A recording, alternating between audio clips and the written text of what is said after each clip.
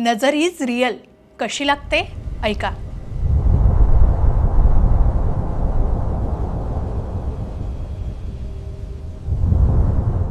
ऊर्जाशास्त्र काय सांगतं?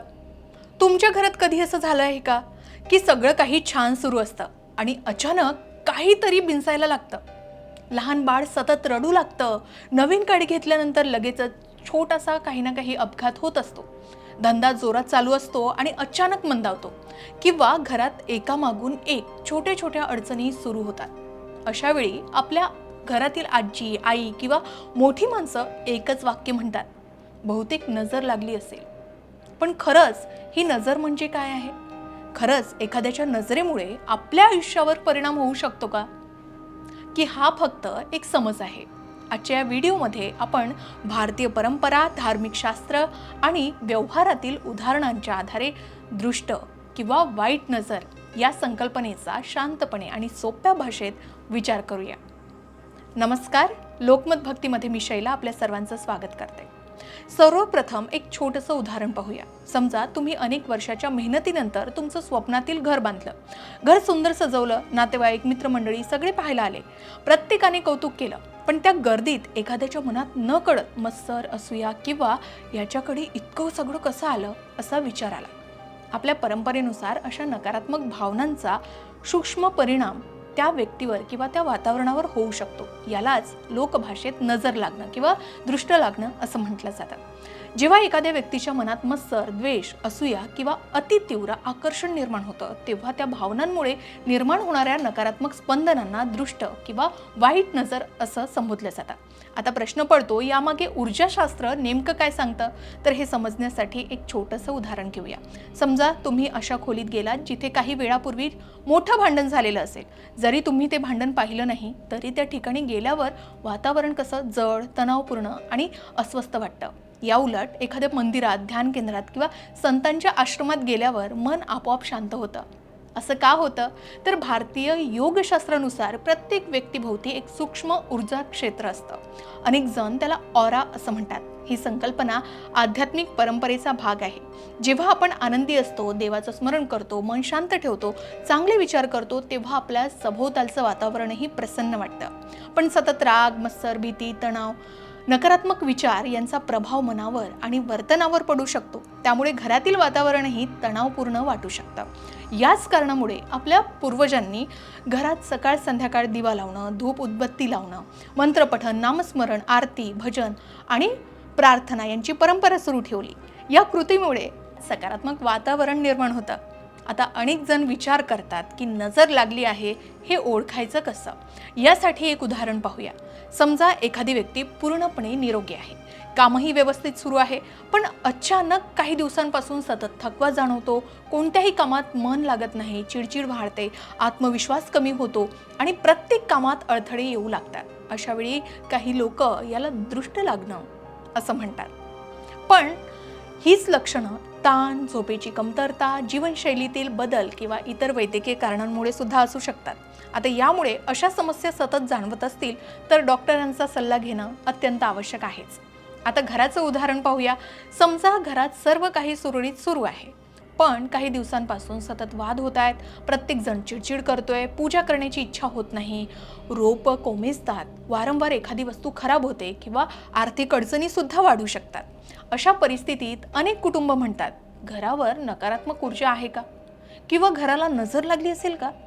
ही श्रद्धा असली तरी प्रत्येक समस्येचं कारण केवळ नजरच असतं असं नाही। यामुळे आध्यात्मिक उपायांसोबत वास्तवातील कारणांचाही शोध घेणं तितकंच महत्त्वाचं आहे। आता जेव्हा एखाद्या व्यक्तीच्या मनात मत्सर, द्वेष, असूया किंवा अतितीव्र आकर्षण निर्माण होतं, तेव्हा त्या भावनांमुळे निर्माण होणाऱ्या नकारात्मक स्पंदनांना पारंपरिक श्रद्धेनुसार दृष्ट किंवा वाईट नजर असं संबोधलं जातं।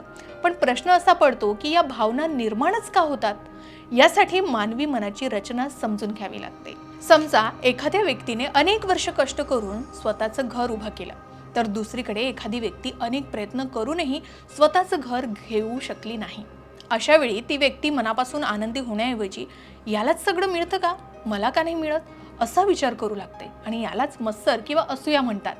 याचप्रमाणे एखाद्या विद्यार्थ्याला परीक्षेत यश मिळालं, कोणाचा व्यवसाय झपाट्याने वाढला, कोणाला चांगली नोकरी मिळाली किंवा एखाद्या कुटुंबात सतत आनंदाचं वातावरण असलं तर काही लोक त्या यशाचं कौतुक करतात. पण काहींच्या मनात नकळत तुलना सुरू होते. मी कमी कष्ट केले नव्हते, मग याचंच नशीब इतकं चांगलं कसं काय? अशा विचारातून असूया जन्म घेते. भारतीय तत्वज्ञानानुसार मनातील काम, क्रोध, लोभ, मोह, मद आणि मत्सर हे मानवी स्वभावातील 6 प्रमुख विकार मानले जातात. आता जेव्हा हे विकार वाढतात तेव्हा मनातील सकारात्मकता कमी होऊन नकारात्मक भावना वाढू लागतात. अनेक आध्यात्मिक परंपरांमध्ये असं मानलं जातं की अशा नकारात्मक भावना वातावरणावर सूक्ष्म परिणाम करू शकतात. म्हणूनच पूर्वीची ऋषीमुनी सतत नामस्मरण, ध्यान, जप, प्रार्थना आणि सात्विक जीवन जगण्याचा उपदेश करत होते. कारण ज्याच्या मनात समाधान, कृतज्ञता आणि देवावरील श्रद्धा असते त्याच्या मनात मत्सराला स्थान राहत नाही. मात्र हेही लक्षात ठेवणं महत्त्वाचं आहे की प्रत्येक व्यक्तीच्या मनात कधी ना कधी तुलना किंवा मत्सराची भावना येऊ शकते. ती भावना ओळखून तिचं सकारात्मक विचारांमध्ये रूपांतर करणं हेच खऱ्या अर्थानं आध्यात्मिक साधनेचं लक्षण मानलं जातं.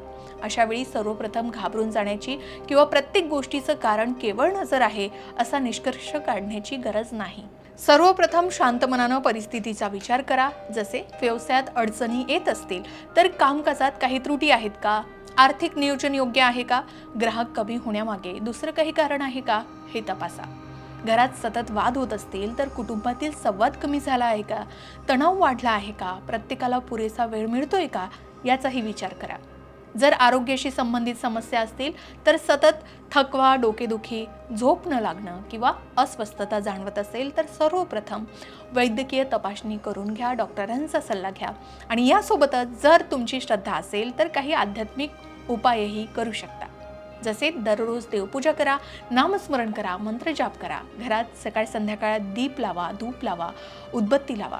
कुटुंबासोबत आरती म्हणा आणि सकारात्मक वातावरण निर्माण करा.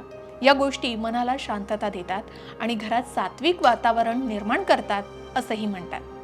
पण लक्षात ठेवा, जर तुमची श्रद्धा असेल तर आपल्या संस्कृतीत घर आणि मन सात्विक ठेवण्यासाठी काही अतिशय सोपे आणि प्रभावी उपाय सुद्धा सांगितले जातात. आता तेही सविस्तर बघूया. सूर्योदयानंतर आणि सूर्यास्तानंतर देवघरात तुपाचा किंवा तिळाच्या तेलाचा दिवा लावा. दिव्याचा प्रकाश घरातील नकारात्मक अंधार दूर करतो. शिवाय आठवड्यातून 2 ते 3 वेळा गुग्गुळ किंवा लोभानाचा धूप संपूर्ण घरात, विशेषतः मुख्य प्रवेशद्वाराजवळ दाखवा. यामुळे वातावरणातील जडपणा निघून जाईल. दररोज 10 ते 15 मिनिटं ओम नमः शिवाय, श्री स्वामी समर्थ किंवा हनुमान चालीसा यांसारख्या स्तोत्राचं पठण करा किंवा ऑडिओ लावा. कारण मंत्रोच्चारामुळे मन एकाग्र होतं. रोज संध्याकाळी आरतीनंतर नैसर्गिक कापूर पेटवून त्यात 2 लवंगा टाका आणि तो संपूर्ण घरात फिरवा. ही शुद्धीकरणाची जुनी परंपरा आहे.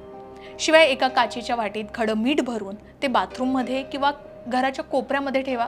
आठवड्यातून एकदा ते मीठ बदला आणि हे नकारात्मक ऊर्जा शोषून घेण्यासाठी नक्कीच मदत करेल. मुख्य दरवाजा नेहमी स्वच्छ ठेवा. दारापुढे रोज सुंदर रांगोळी काढा आणि शक्य असल्यास आंब्याच्या पानांचं तोरणही दरवाजावर लावा. आठवड्यातून 1 दिवस तरी मंदिरात जा, कारण तिथे देवाकडे काही मागण्यापेक्षा जे मिळालंय त्याबद्दल कृतज्ञता व्यक्त करणं गरजेचं असतं. ज्या घरात सतत भांडणं आणि अपशब्द असतात तिथली सात्विकता संपते. त्यामुळे कुटुंबात प्रेम आणि आनंदी वातावरण ठेवा. गरजूंना मदत करा. गाय असेल, पक्षी असेल किंवा मुक्या प्राण्यांना अन्न, पाणी दान करा. निस्वार्थ सेवा करा, ज्यामुळे सकारात्मकता वाढते. सर्वात महत्त्वाचं म्हणजे मनात कोणतीही भीती न बाळगता देवावर विश्वास ठेवा. तुमचं कर्म चांगलं असेल तर कोणतीही नकारात्मक ऊर्जा तुमचं काहीही वाकडं करू शकत नाही. मग व्हिडिओ आवडला असेल तर या व्हिडिओवर तुमचं मत काय आहे कमेंट करून नक्की सांगा आणि तुमचे अनुभव आम्हाला शेअर करायला विसरू नका. पाहत रहा लोकमत भक्ती. नमस्कार.